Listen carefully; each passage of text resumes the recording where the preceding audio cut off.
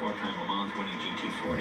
It's about 105 in this car. A little bit of warm air from outside actually feels like air conditioning. It's time to see what else the historic 60s rivalry between Ford and Ferrari has created. But before the main event, let's take a look at Ford's first homage to the legendary racing car, the 2005 Ford GT. Oh, not the easiest car to get out of. Had to take my shoe off. This is 2005? 2005. Originally, this car could have been picked up for a little bit less than $150,000. Today, it's worth more than twice that. It had a 5.4-liter supercharged V8 producing around 550 horsepower. Well, look how much smaller this Ford GT is from this Ford GT. Because when I was 15, I was that size. Now I'm this size. So actually, everything has grown proportionally. But with a little more than 4,000 of them built, it was a limited production vehicle. It was only made between 2004 and 2006, and fans have been waiting for the newest one. Well, here it is. My head's gonna explode. There's so much to grasp. The angularity is really intense. Enter the 2016 GT. The 2005 edition was never about going to race at Le Mans. But now this legendary rivalry is about to enter a new chapter. I can't wait till someone flips me the keys. Yeah, well, it won't be me, but maybe somebody will flip you the keys.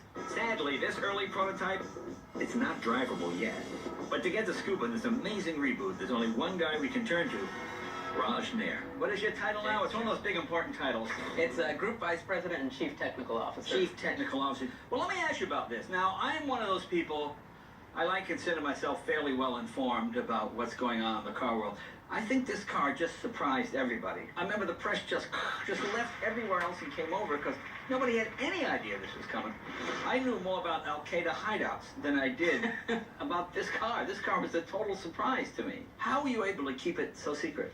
Well, we really had a very small team working on it. We designed it in a basement studio. Our meetings would start at 7 p.m. so people couldn't look at our calendars. So there's even a lot of employees in the company that didn't know we were doing it. It was just as much a surprise to them when we announced it. This is really an exciting automobile. Tell me some more of the specs that we have here. It'll be a EcoBoost V6, 3.5 liter, twin turbocharged.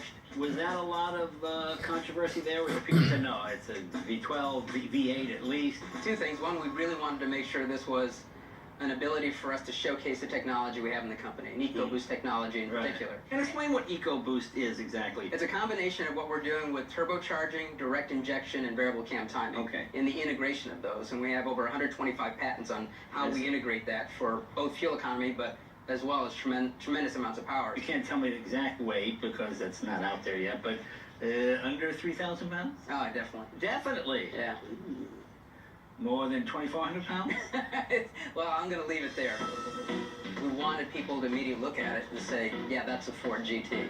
So it's got those aspects of the nostrils for the front radiators, this aspect of the sweep from the front header coming down, that being the highest point of the car, the haunches at the rear. I love the way the taillights mimic the circumference of the exhaust kind of there. We're actually exhausting intercooler air out of the center of those taillights. I see. So out of here comes... Oh, look at that. Yeah. Right. So the intercooler air enters here, right. We exhaust out through there. Wow. Amazingly, Ford hasn't raced at Le Mans since his last win back in 1969. Henry Ford II had made his point. You know, one of his favorite sayings was, never explain, never complain. And after winning at Le Mans 4 times, he quit while he was ahead. So the true test of this GT will be how it performs on the racetrack. Now, that's a lot of pressure on you guys. You won 50 years ago. We're coming back.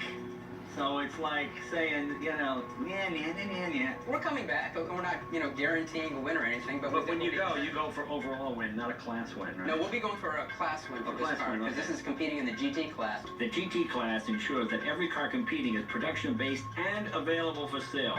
But it's also the most hotly contested. Stacked with racing heavyweights like Lamborghini, Corvette, and of course Ferrari. It's going to be some race. So there you go. 3 generations in one room. Well, Raj, congratulations on being able to keep a secret. Wow. That's pretty good. Your wife must go, wow, if he can keep a secret like that. You know, one for Enzo Ferrari might have a lot fewer exotic